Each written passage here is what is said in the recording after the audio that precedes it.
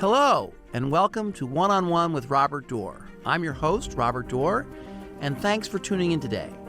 As president of the American Enterprise Institute, I have the unique privilege of working with America's greatest policy experts. These scholars focus on policy issues in the fields of education, economics, energy, foreign and defense, and so much more. Subscribe to this podcast for exclusive access to in-depth discussions on the most pressing policy issues. Together with my guests, we'll challenge political preconceptions, explore innovative ideas, and create, I hope, a freer and safer world.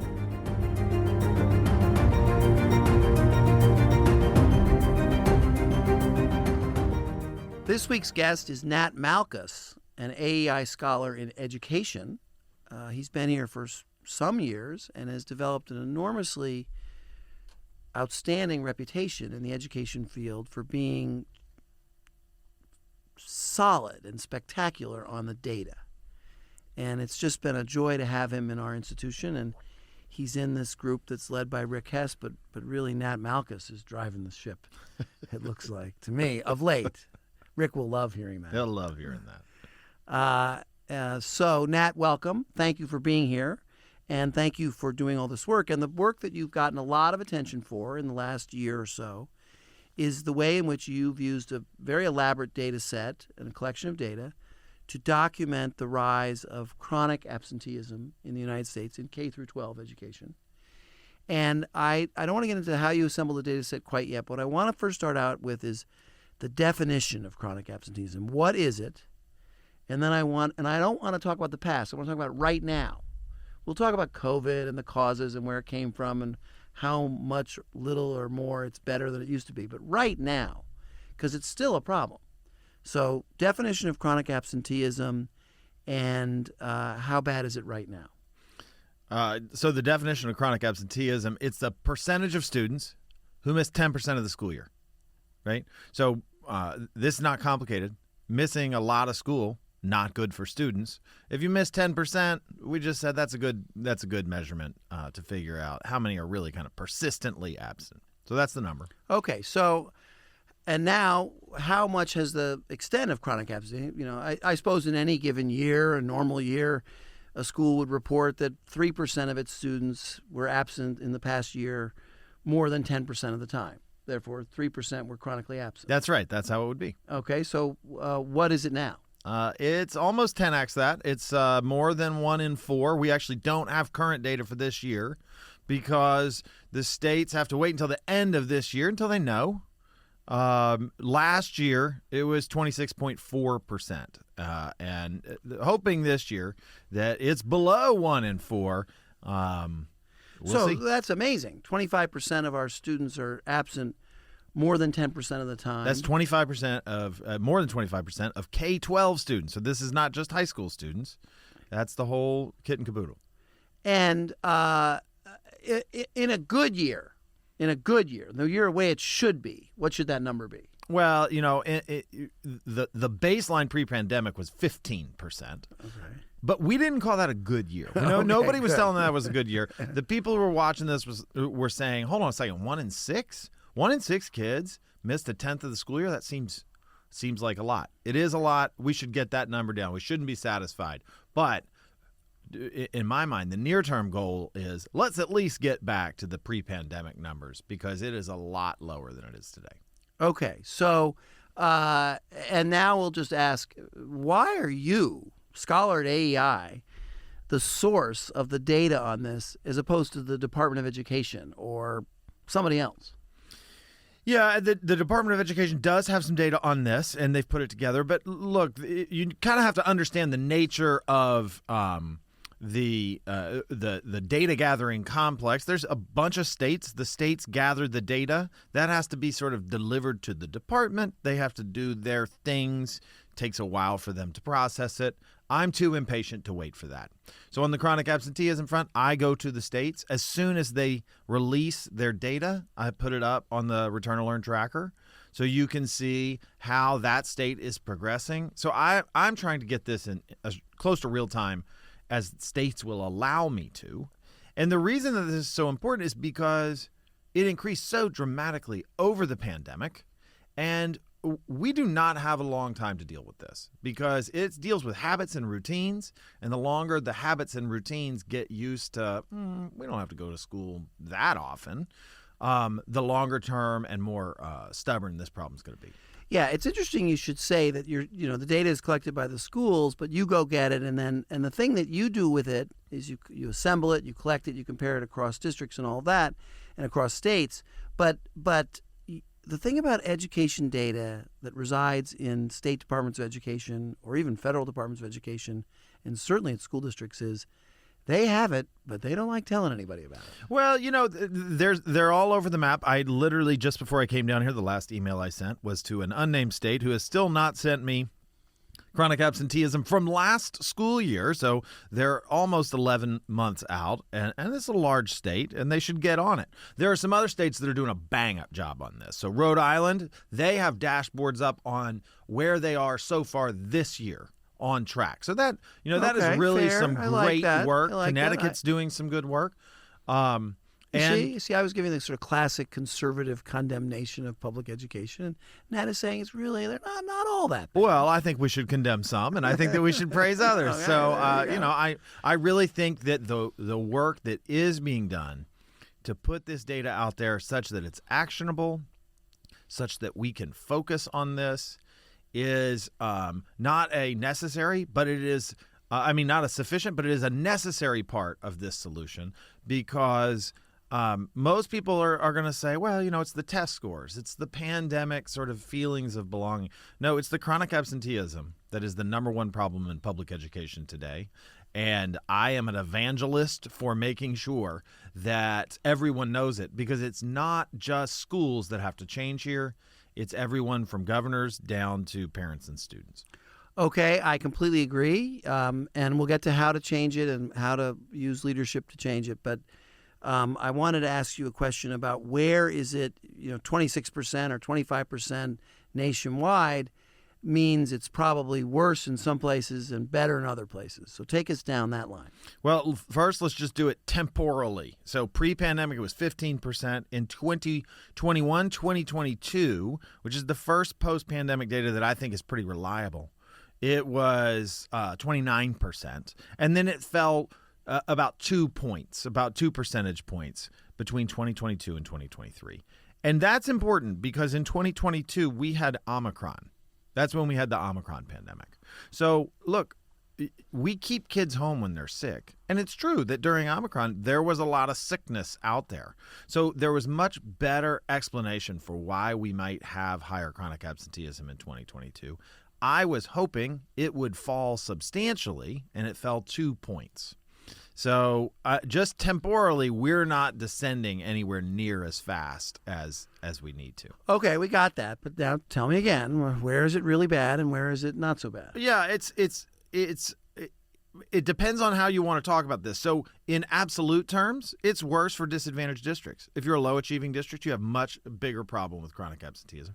And if you are high poverty, high minority, kind of the usual suspects in education research, So that's the where you're having a problem harder time. is more severe in lower income That's districts. right. But here's the thing about So that means 35 or 40%. That's right. I mean, in 2022, 39% of all African American students in the U.S. were chronically absent. Ugh. It's just sort of gobsmacking numbers. And I think we need to hold that in our hand on the one hand. But when you look at the change, those kinds of students and districts also had higher chronic absenteeism before the pandemic. So they do have a bigger problem in some sectors, but the change, the percentage change was very even. And I think that says a lot about what the nature of the problem is.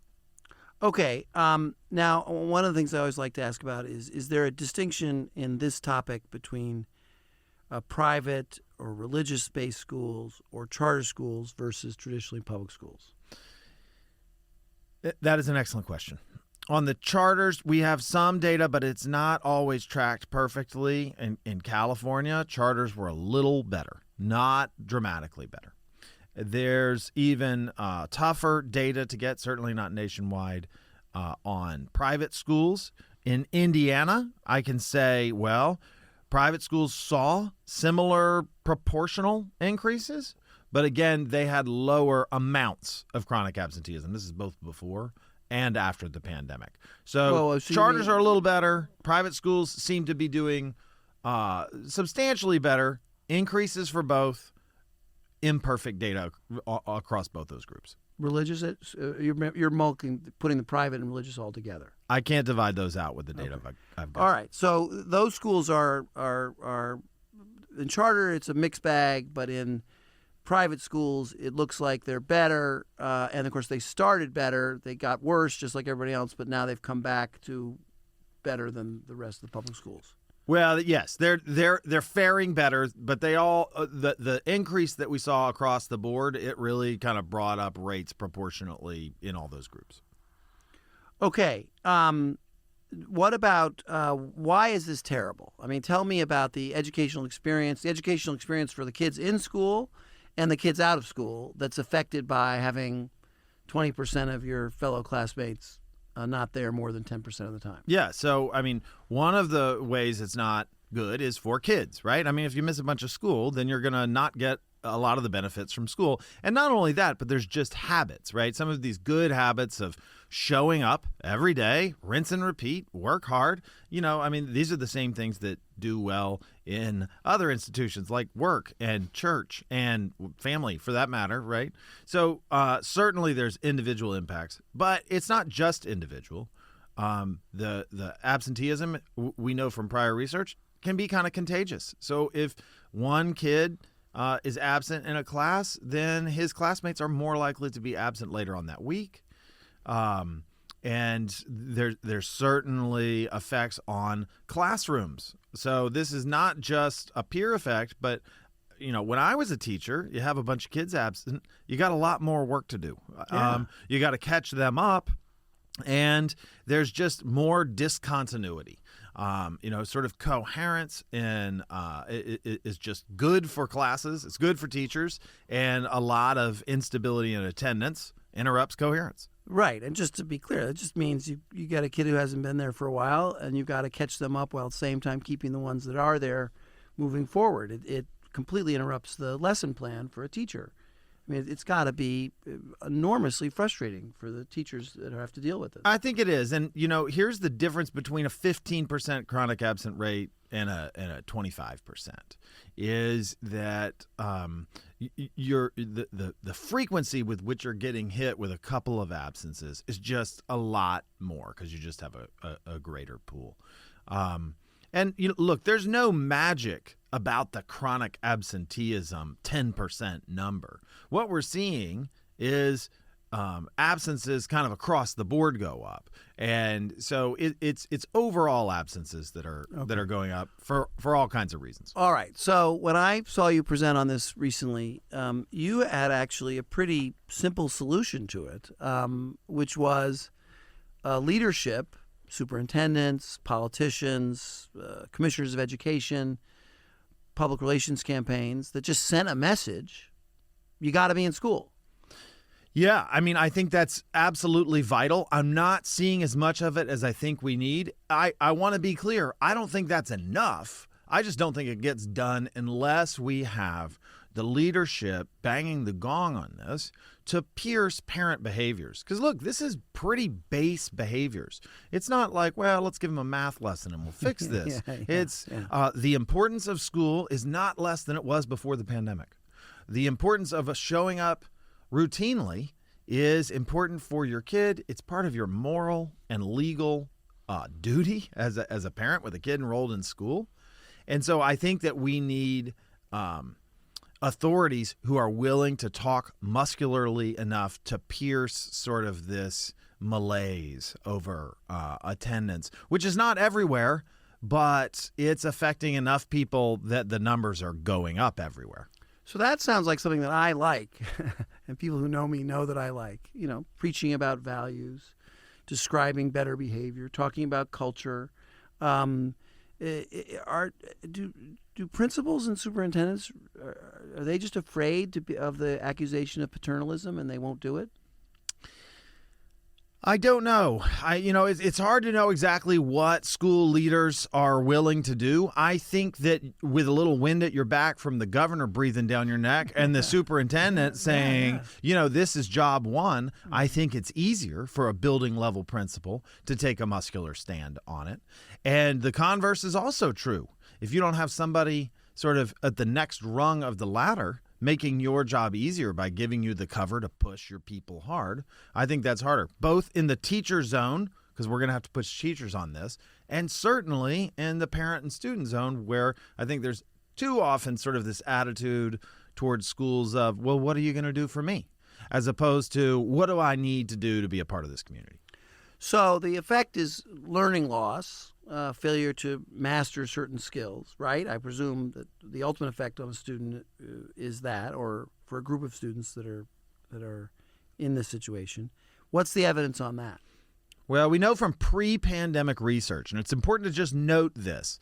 Research takes time. It takes time to get outcomes. It hasn't been that long since the pandemic. So most of what we know about absenteeism is based on this pre-pandemic research. Yep. But we know that, your chronic absenteeism when you're in middle school is one of the best predictors of whether you're going to graduate high school, right? I mean, if you're chronically absent, you are just much more likely to not complete. And that sort of makes sense, but it's just a potent indicator. Right. It's also a potent indicator of your long-term learning benefits.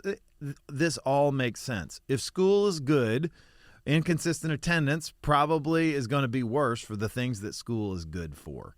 And I think that holds true, and I think it's going to continue to hold true. The other aspect here is that we had learning loss that stemmed from the rotor wash that we went through during the pandemic. And what we need to do now for the students who went through that is help them catch up from the losses that weren't really due to chronic absenteeism.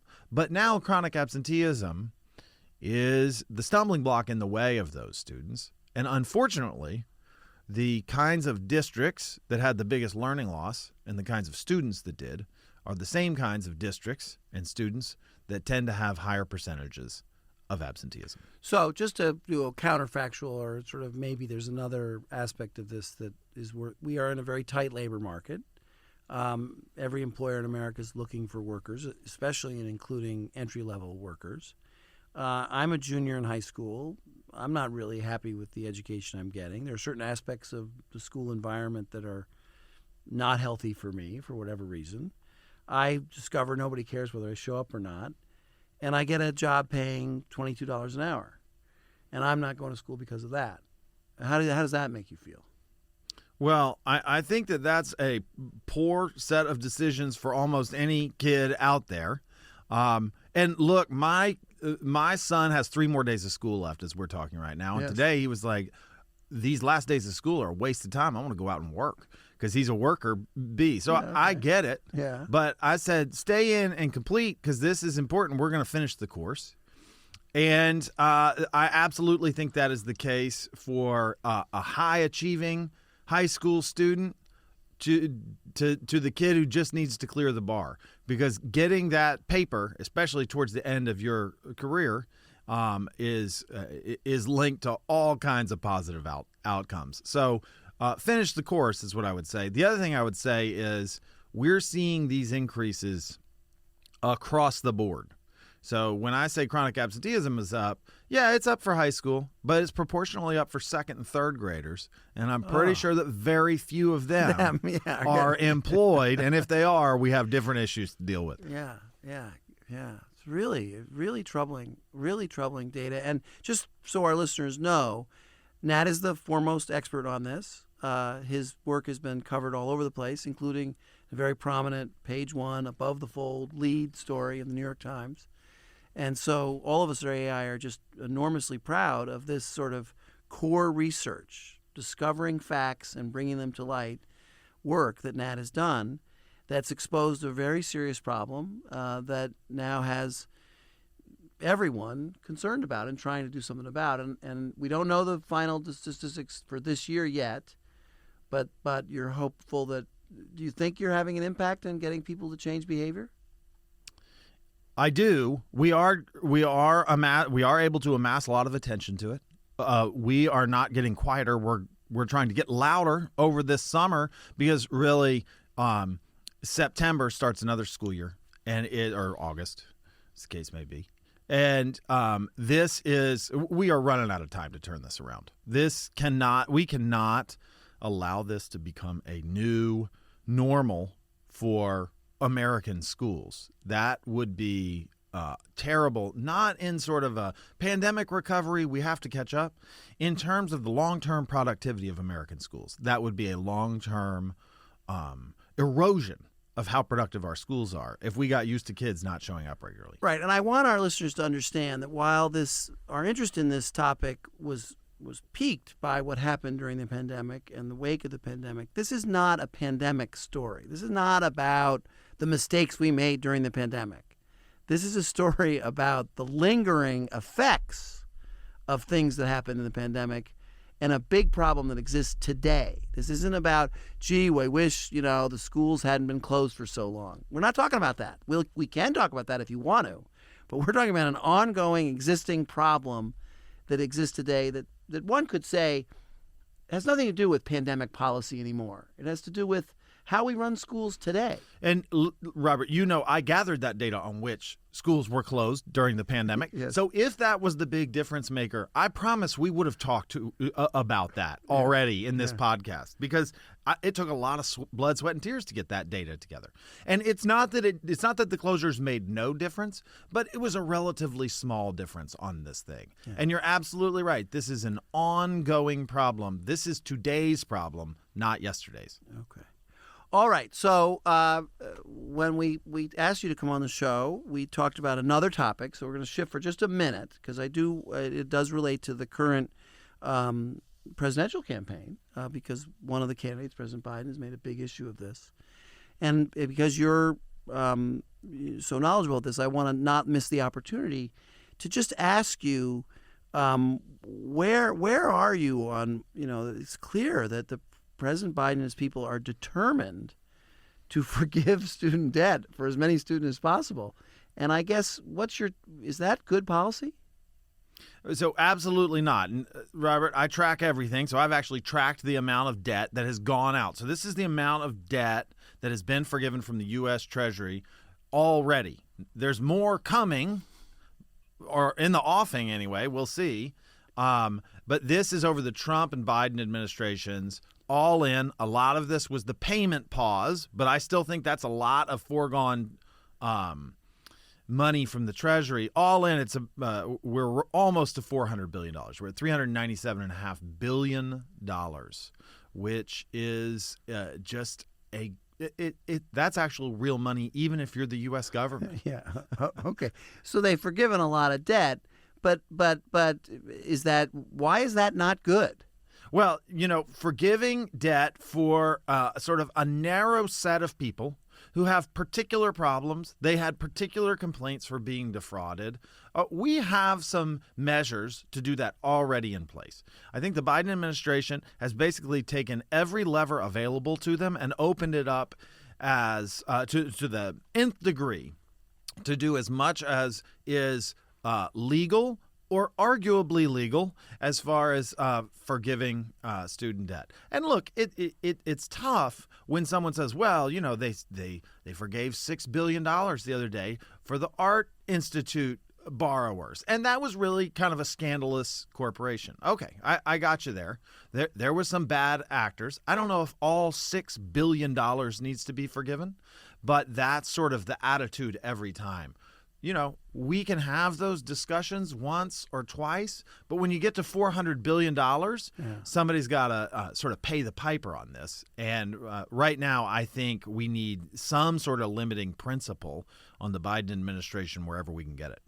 But an argument is that people who could pay, who made a fair loan agreement with whoever was lending, as the federal government, and got a job that pays them enough money to afford, their monthly payment. It's that they're being forgiven. People that are perfectly fine, aren't complaining, and were regular and, paid as agreed borrowers. Is that what he's doing? He's forgiving people that were in fine shape? I think that to hear him tell it, he would say, we're forgiving people who have lots of needs, and we're not going to miss any of them. And if we have to forgive the loans of a few 100,000 other people, then we're willing to do that. And so that's the full bore nature of what we're looking at. And it is also true, it should be said, that they did try and forgive, $10,000 to $20,000 worth of debt across the board for everyone. And the Supreme Court said they could not do that. And the next day they said, well, we have another legal route that we're going to try to do this on. So it is a policy in search of a legally defensible conduit, not a policy that Congress has certainly signed on to. Yeah, I'm glad you made that final point because, the respect for institutions, respect for the law, respect for, the proper separation of powers and the limitations on the power of the presidency. This conversation is dominated right now in America by attacks at the Republicans and President Trump. And certainly they deserve some attacks on those scores for a variety of reasons. But it doesn't help the case that you're making in that regard to have this happening where the president just seems to just want to ignore a ruling of the Supreme Court. Well, I mean, look, Biden has said multiple times, show me your budget, I'll show you your priorities. Well, on this score, the federal government spent far less on K-12 education over the pandemic than loans it forgave over the pandemic. I don't see the loans as a particular pandemic problem. I think if you look at his budget, you'll see the priorities that for President Biden, the loans are the priority. Over K through 12 education. Well, it's a pretty clear distinction when you look at how much money has gone out from the federal government or been foregone for the two. Okay. Well, with that, we're going to call it a day and thank Nat Malkus for both his work and for participating in One-on-One with Robert Doar. And we'll see you next time.